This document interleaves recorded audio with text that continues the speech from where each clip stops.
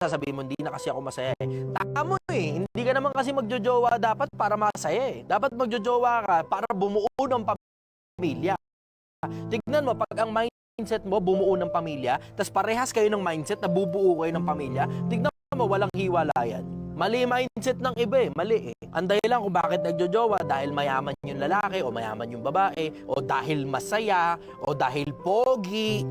Naman, mali yung dahilan kung bakit niya nagjojowa eh. Kaya hindi ka nagtataka ngayon. Puta, kaliwat kanan ngayon ng hiwalayan. Nagkaroon pa ng social media. O eh syempre, sa pagkakaroon ng social media, ang dali na ngayon humanap ng kapalit. O, diba? Kaliwat kanan ng single mother, single father. Kasi nagsisimula pa lang sila, ang dahilan kung bakit nagsisipag-jowa dahil sa masaya. Tapos pag punong-puno na ng obligasyon, tapos pag masakit na sa ulo, tapos kapag ka makulit na, pag istorbo na, pag magulo na, pag hindi na masaya, hiwalayan na.